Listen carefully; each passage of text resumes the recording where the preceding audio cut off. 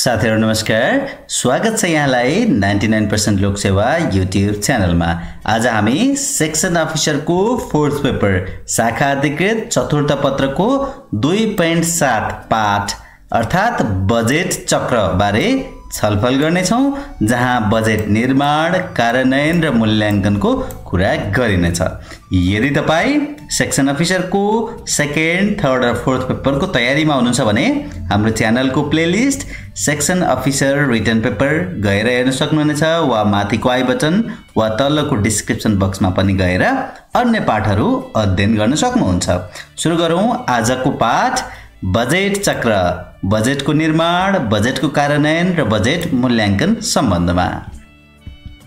Budget चक्रको सामान्य अवधारणा हेरौँ। बजेट सरकारको वित्तीय गुरु योजना हो, हामी सबैलाई थाहा भएको कुरा, जसमा अनुमानित आय, प्रस्तावित खर्चका आधारमा गरिनुपर्ने कार्यहरू र त्यसका लागि आवश्यक साधन र स्रोतको व्यवस्था गरिएको हुन्छ। यो फिलिप टेलरको भनाइ हो। यसलाई हामीले अझै सजिलो तरिकाले बुझ्न सक्छौं। बजेट भनेको वित्तीय गुरु योजना हो, जहाँ अनुमानित आय र व्ययको व्याख्या गरिएको हुन्छ। आयमा के हुन्छ भन्दाखेरि साधन स्रोत राजस्व कसरी उठ्ने र व्ययमा के हुन्छ भन्दाखेरि खर्च कसरी गर्ने, चालु पुँजीगत खर्चहरू कस्तो कस्तो रहने त्यसमा उल्लेख गरिएको हुन्छ। बजेट व्यवस्थापनका क्रियाकलापहरू क्रमबद्ध सिलसिलेवार रूपमा सम्पादित हुन्छन्, क्रमबद्ध रूपमा जान्छन्। एक चरणपछि अर्को चरण हुँदै जान्छ र एक चरण र अर्को चरण प्रतिस्पर्धी नभई परिपूरकका रूपमा रहेका हुन्छन्। यो चक्र भनेको के हो भन्दा बजेट प्रक्रियाको प्राविधिक पक्ष हो, जसले बजेटको तर्जुमा गर्छ। ध्यान दियौं, आज हामीले पढ्ने सम्पूर्ण चीजहरू यही चारवटा हो। बजेटको तर्जुमा गर्छ, बजेटको स्वीकृति गर्छ, बजेटको कार्यान्वयन गर्छ, तीनवटा चीज। कार्यान्वयन पछि बजेटको अनुगमन एवं मूल्याङ्कन भनेको यसमा लेखा परीक्षण पनि आउँछ। लेखा परीक्षण, अनुगमन तथा मूल्याङ्कन गर्छ। यसलाई व्यावसायिक अनुशासनमा रहेर गर्नुपर्छ भन्ने बोध गराउँछ। यो चारवटा चीजहरू बजेट चक्रमा आउँछन्। Budget cycle is the life of budget, starting from developing a budget to assessing it। भनेको बजेटको डेभलपिङ स्टार्ट गर्नेदेखि एसेसिङ भनेको त्यसको मूल्याङ्कन गर्दासम्मको सम्पूर्ण प्रक्रिया नै बजेट चक्र हो भनेर यहाँ हेर्यौं। अब बजेट चक्र खासमा के हो भन्दाखेरि यो चारवटा चीजको समग्रता नै बजेट चक्र हो। बजेटको तर्जुमा पहिलो, अघि भर्खर पनि भनेका थियौं हामीले, बजेटको फर्मुलेसन द स्टार्टिङ पोइन्ट। त्यस्तै बजेटको स्वीकृति हुन्छ, बजेट एप्रुभल हुन्छ दोस्रोमा आइसकेपछि। तेस्रो बजेटको एक्जिक्युसन हुन्छ, त्यो भनेको बजेट कार्यान्वयन हुन्छ। अनि चौथोमा बजेट ओभरसाइट, त्यो भनेको लेखा परीक्षण, अनुगमन हुन्छ, मूल्याङ्कन पनि हुन्छ। यो चौथो पोइन्टमा आउँदाखेरि यसरी आजको टपिकमा हामीले हेर्ने यही चारवटा चीज हो। बजेट चक्र भन्यो भने पनि हामीले बुझ्ने चीज यति हो। बजेट तर्जुमा 1 नम्बरमा, 2 नम्बरमा बजेटको स्वीकृति, 3 नम्बरमा बजेटको कार्यान्वयन र 4 नम्बरमा लेखा परीक्षण तथा मूल्याङ्कन। अब बजेटको तर्जुमा कसरी हुन्छ? बजेटको तर्जुमा प्रक्रिया यो अत्यन्तै महत्त्वपूर्ण छ। कहिलेकाहीँ बजेट तर्जुमा प्रक्रिया बारे व्याख्या गर्नुहोस् भनेर पनि सोधेको हुन्छ। बजेट चक्र भन्यो भने हामी अघिको चक्र देखाउँछौं, यो चक्र देखाउँछौं भने बजेट तर्जुमा प्रक्रिया भन्यो भने यो टेबल देखाउँछौं। यो टेबललाई म्यानुअली पनि लेख्न सकिन्छ। अब यहाँनिर सुरु गरौँ। सबैभन्दा छेउबाट बजेट बनाउँदा चाहिँ दिगो विकास लक्ष्य, संविधान र आवधिक योजनालाई मध्यनजर गरिन्छ। भनेको त्यसमा रहेका गोल्सहरू के छन्, त्यसका उद्देश्यहरू के छन्, तिनलाई केन्द्रमा राखेर बजेटको निर्माण गरिने हुन्छ। अब सबैभन्दा पहिला स्रोत अनुमान समितिले बजेटको सीमा तथा मार्गदर्शन गर्छ। भनेको स्रोत अनुमान समिति राष्ट्रिय योजना आयोगमा हुन्छ। त्यसले के गर्छ? आगामी वर्षको बजेट बनाउने बेला कति जति राजस्व उपलब्ध हुन सक्छ, आर्थिक वृद्धिको स्थिति के छ, आर्थिक अवस्था राज्यको कस्तो छ, आय कति हुन सक्छ भन्ने समग्र अनुमान गरेर अनुमान समितिले एउटा बजेटको सीमा बनाउँछ। अनि त्यो सीमा बनाइसकेपछि योजना आयोगबाट क्षेत्रगत सीमा निर्धारण हुन्छ। हरेक मन्त्रालयमा यो मन्त्रालयलाई यति सीमा रहन सक्छ बजेटको, खेलकुद मन्त्रालयलाई यति, कृषि मन्त्रालयलाई यति, खानेपानी मन्त्रालयलाई यति भनेर एउटा लगभग एउटा मार्जिन चाहिँ सेट गरेर पठाइन्छ। यसरी मन्त्रालयहरूलाई सीमा त्यस्तै गरेर मार्ग निर्देशन र परिपत्रहरू पठाउने काम राष्ट्रिय योजना आयोगले गर्छ। राष्ट्रिय योजना आयोगले ती पठाइसकेपछि मन्त्रालयहरूले आफ्ना विभाग, आफू अन्तर्गतका र विभागहरूले कार्यालयहरूसम्म त्यस्तो सीमा पठाउने काम गर्छन्। यहाँसम्म के भयो भन्दाखेरि टप डाउन प्रोसेस भयो। राष्ट्रिय योजना आयोगबाट अर्थ मन्त्रालय हुँदै विभिन्न मन्त्रालयहरूमा गयो, त्यस्तै गरी मन्त्रालयबाट विभागमा गयो अनि विभागले कार्यालयहरूमा पठायो, टप डाउन प्रोसेस भयो। अब बजेटको प्रस्ताव चाहिँ कसरी गर्छन् भन्दा कार्यालयहरूले साना साना इन्टिटी इकाइहरूले गर्छन्। एलएमबीआईएसमा इन्ट्री नै गरिन्छ। अहिले यो सबै अनलाइन सिस्टममै हुन्छ। Line ministry budgetary information system भन्छ एलएमबीआईएस। अब यो एलएमबीआईएसमा इन्ट्री गरिसकेपछि छलफल हुन्छ माथिल्लो निकायमा, विभागहरूले त्यो हेर्छन्। त्यो छलफल भइसकेपछि केही काटछाँट हुन सक्छ, त्यसमा केही चेन्ज हुन सक्छ। यदि दिएको बाउन्ड्री भन्दा माथि गएको छ भने त्यसलाई पनि काटिन्छ, आयोजनाहरू हेरिन्छ। त्यो छलफल भइसकेपछि एकीकृत रूप दिन चाहिँ मन्त्रालयहरूले, हरेक मन्त्रालयले आफ्ना सबै विभागको, आफ्ना सबै इकाइहरूको बजेट ल्याएर एकीकृत रूप दिन्छन् र त्यो एकीकृत रूप चाहिँ राष्ट्रिय योजना आयोग र अर्थ मन्त्रालयमा प्रस्तुत गर्छन्, प्रेजेन्टेसनै गरिन्छ। अनि त्यो प्रस्तुत भइसकेपछि त्यहाँ पनि छलफल हुन्छ, त्यहाँ पनि काटछाँट हुन्छ र मन्त्री परिषदबाट स्वीकृति भएर संसदमा प्रस्तुत गरिन्छ र अनुमोदन गरिन्छ। त्यसपछि बजेट भाषण भनेको यहाँनिर हुने कुरा भयो। यहाँ चाहिँ के भयो भन्दाखेरि बटम टु अप प्रोसेस, बजेटको सीमा निर्धारण गरेर पठाउने बेला टप टु बटम एप्रोच थियो भने बजेट चाहिँ कस्तो, कुन योजना, कुन आयोजनामा बजेट राख्ने भन्ने चाहिँ बटम टु अप एप्रोचमा गरिन्छ नेपालमा। अब बजेट तर्जुमा गर्दा ध्यान दिइने कुराहरू के कुरामा ध्यान दिइन्छ भन्दा संविधानमा राज्यको दायित्व, निर्देशक सिद्धान्त र नीतिमा के कुराहरू उल्लेख गरिएका छन् त्यसमा ध्यान दिइन्छ। दिगो विकास लक्ष्य लगायत अन्तर्राष्ट्रिय मञ्चमा गरिएका प्रतिबद्धताहरूमा, त्यस्तै आवधिक योजनाको उद्देश्य, प्राथमिकता र रणनीतिहरू ध्यान दिइन्छ। मध्यमकालीन अवधिको खर्च संरचनामा ध्यान दिइन्छ। क्षेत्रगत नीति तथा कार्यक्रमहरूमा ध्यान दिइन्छ। रणनीतिक महत्त्व भनेको आर्थिक सामाजिक एकीकरण गर्ने कार्यक्रमहरू, तिनीहरूलाई ध्यानमा राखिन्छ। त्यस्तै नेपाल सरकारका नीति र कार्यक्रम अनुसारका कामहरूमा ध्यान दिइन्छ। छिटो प्रतिफल दिन सक्ने र राष्ट्रिय गौरवका आयोजनाहरूलाई प्राथमिकता दिने चलन रहेको छ।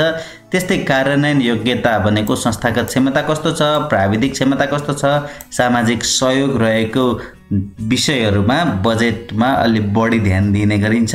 त्यस्तै सरकारले गरेका प्रतिबद्धताहरूमा पनि ध्यान दिने गरिन्छ। अब यो त भयो बजेट निर्माणको चरणको कुरा। अब आयो बजेट स्वीकृतिको चरण। तर्जुमा पछि अब हामी स्वीकृति गर्छौं। योजना आयोग, अर्थ मन्त्रालय र सम्बन्धित मन्त्रालय बीच छलफल भएको विवरणलाई अर्थ मन्त्रालयले अन्तिम रूप दिन्छ। अन्तिममा अब यति बजेट, यो कार्यक्रम भन्ने फिक्स गरिन्छ। त्यसपछि के हुन्छ, बजेटको अन्तिम प्रस्तावलाई मन्त्री परिषदमा प्रस्तुत गरिन्छ। अब यति चाहिँ बजेट फाइनल गरियो भनेर प्रस्तुत गरियो। मन्त्री परिषदले पारित गरेको बजेट विवरणलाई राष्ट्रपति कहाँ पेश गरिन्छ। राष्ट्रपतिको पत्रसहित अर्थमन्त्रीबाट प्रतिनिधि सभामा पेश हुन्छ। अर्थमन्त्रीबाट फेरि प्रतिनिधि सभामा पेश हुन्छ। अब प्रतिनिधि सभामा चाहिँ दफादार छलफल हुन्छ। हरेक कोलममा कति बजेट राख्ने, कुन मन्त्रालयमा भन्ने सबै छलफल त्यहाँ हुन्छ। छलफलमा का क्रममा उठेका प्रश्नहरूको जवाब अर्थमन्त्रीले दिने गर्छन् र संसदले भोटिङ गर्छ। मत विभाजन हुन्छ। भोटिङ मार्फत बजेटको अनुमोदन या स्वीकृति संसदको भोटिङ मार्फत हुन्छ। संसदले बजेट पारित गरेपछि बजेट चाहिँ कार्यान्वयनमा जान्छ। यो दोस्रो चरण बजेट स्वीकृतिको चरण भयो।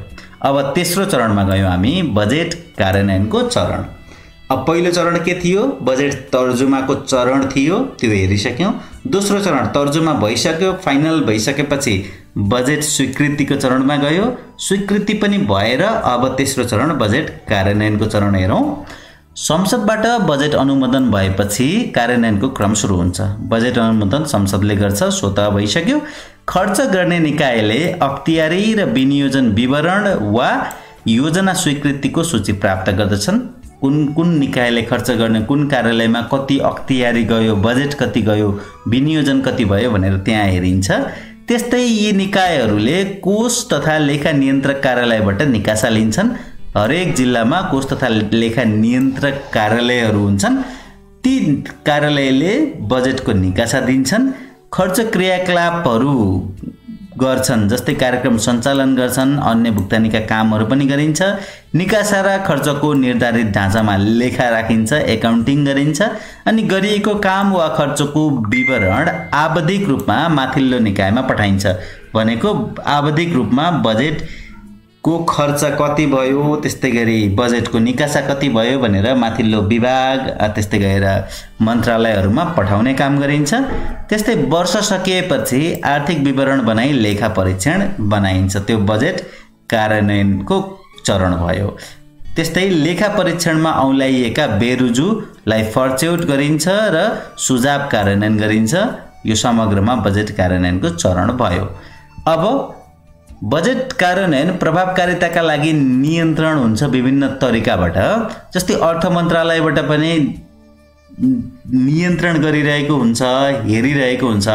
प्राविधिक तरिकाबाट कन्ट्रोल हुन्छ, प्राविधिक तरिकाबाट नीतिगत उपायबाट हुन्छ। बजेट तर्जुमा पछिको नियन्त्रण पनि हुन्छ। त्यस्तै लेखा प्रणाली मार्फत पनि नियन्त्रण गरिन्छ। अभिलेखन हुन्छ, प्रतिवेदनहरू बुझाउनु पर्ने हुन्छ, आन्तरिक नियन्त्रण र सन्तुलनका उपायहरू हुन्छन्। बजेट फ्रिज हुने अवस्था पनि हुन्छ। भनेको एउटा तोकिएको समयमा असार मसान्तसम्म खर्च गर्न सकिएन भने खर्च गर्न नपाउने चिजहरू, त्यो बजेट फ्रिजका कुराहरू हुन्छन्।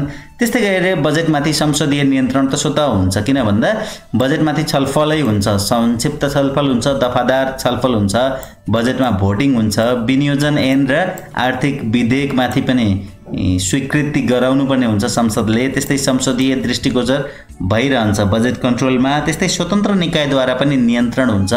खर्च तथा आयको कानुनी आधारको पर्याप्तता हुनुपर्ने हुन्छ। संसदीय अनुमोदन अवलम्बनको अवस्था हेरिन्छ।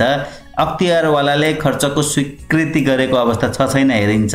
आर्थिक नियम पालनाको स्थिति कस्तो छ हेरिन्छ।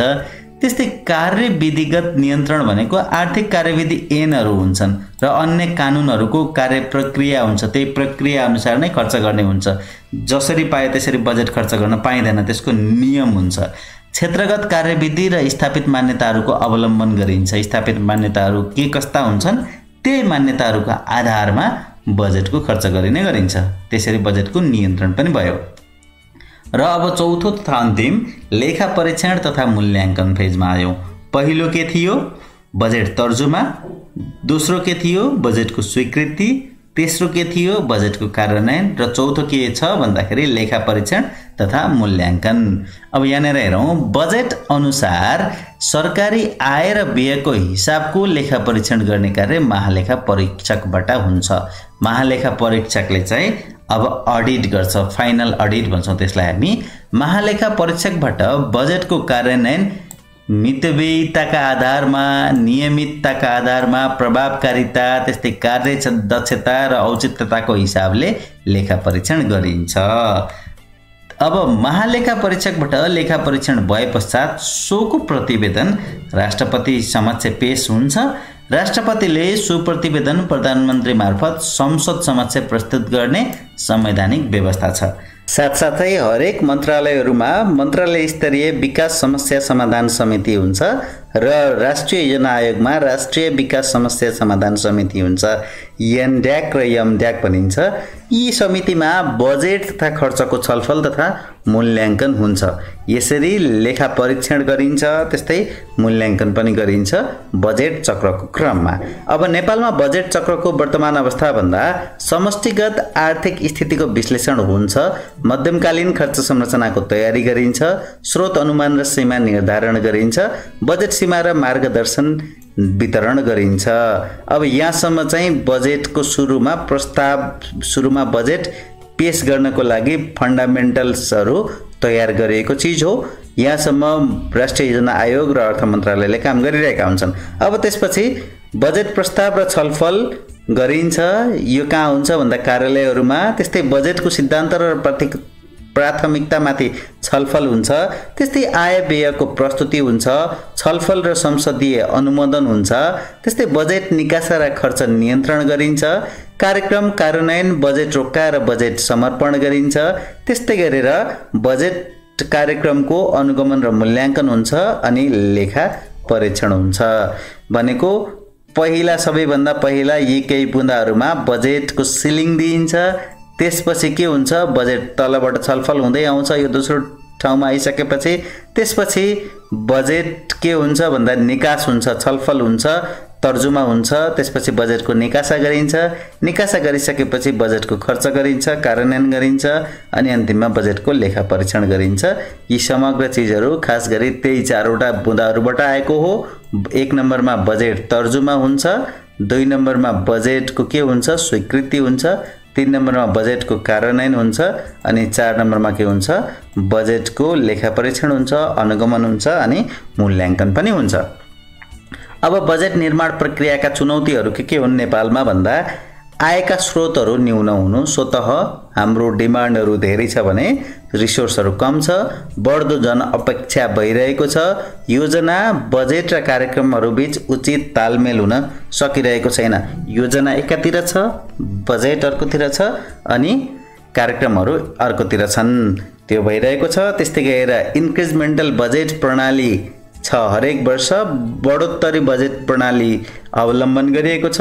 वैदेशिक सहयोगमाथिको निर्भरता बढ्दो छ, लाभ लागतको आधारमा आयोजना छनौट भइरहेका छैनन्। त्यस्तै राजनैतिक समझदारी र नीतिगत निरन्तरताको कमी देखिन्छ। त्यस्तै बजेटको कार्यान्वयन क्षमता कमजोर रहेको छ। धेरै बजेट भए पनि बनाए पनि कहिलेकाहीँ त्यो खर्च गर्न नसक्ने अवस्था पनि देखिरहेको छ। चालु खर्च बढ्दो र पुँजीगत खर्च घट्दो अवस्थामा रहेको छ। यी हुन् बजेट निर्माण प्रक्रियाका चुनौती भनेर। अब बजेट चक्रका मुख्य पात्र र भूमिकाहरू के हुन् त भन्दाखेरि राष्ट्रिय योजना आयोगले स्रोत समिति हुन्छ, त्यहाँ स्रोत निर्धारण गर्छ। त्यस्तै त्यहाँ मार्गदर्शन गरिन्छ, छलफल हुन्छ, अनुगमनका कुराहरू हुन्छन्। त्यस्तै अर्थ मन्त्रालयले के गर्छ भन्दा छलफल हुन्छ, बजेटलाई अन्तिम रूप दिने काम गर्छ, संसदमा प्रस्तुत गर्ने काम गर्दछ। त्यस्तै मन्त्रालय तथा सचिवालयहरूले बजेट प्रस्ताव गर्छन्, कार्यान्वयन गर्छन्, प्रतिवेदनहरू माग्छन्, प्रतिवेदनहरू तयार गर्छन्। संसद र संसदीय समितिले के गर्छ बजेटको स्वीकृति गर्छ, बजेटमाथि निगरानी गर्छ, अनुसन्धान गर्छ र मार्गदर्शन गर्छन्। त्यस्तै महालेखा नियन्त्रक कार्यालयले कोष तथा लेखा नियन्त्रक कार्यालयहरू हुन्छन्, त्यही अन्तर्गतका हरेक जिल्लाहरूमा महालेखा नियन्त्रक कार्यालय चाहिँ केन्द्रमा रह्यो भने सो अन्तर्गत कोष तथा लेखा नियन्त्रक कार्यालयहरू हुन्छन्। ती कार्यालयले निकासा दिन्छन्, खर्चको भुक्तानी आदेश स्वीकृति गर्दछन्, आन्तरिक लेखा परीक्षण गर्छन्, इन्टरनल अडिट पनि कोलेनिकाहरूले गर्छन्, वित्तीय प्रतिवेदनहरू बनाउँछन्, वित्तीय प्रतिवेदनहरू माग्छन् कार्यालयबाट। त्यस्तै महालेखा परीक्षकको कार्यालयले के गर्छ भन्दा अन्तिम लेखा परीक्षण गर्छ, परीक्षकको कार्यालयले फाइनल अडिट गर्छ। अनि सरकारी कारोबार सञ्चालन गर्ने ब्याङ्कहरू हुन्छन्, तिनीहरूको पनि रोल हुन्छ, उनीहरूले कारोबारको भुक्तानी गर्छन्, वित्तीय विवरणहरू तयारी गर्दिने गर्छन्। यसरी बजेट चक्रमा विभिन्न निकायहरूका भूमिका यस्तो रहन सक्छ। यतिन्जेल हेरेर र सुनेर साथ दिनुभयो। यहाँहरू सम्पूर्णलाई धेरै धेरै धन्यवाद। यहाँको आगामी पल अध्ययनमै बितोस्।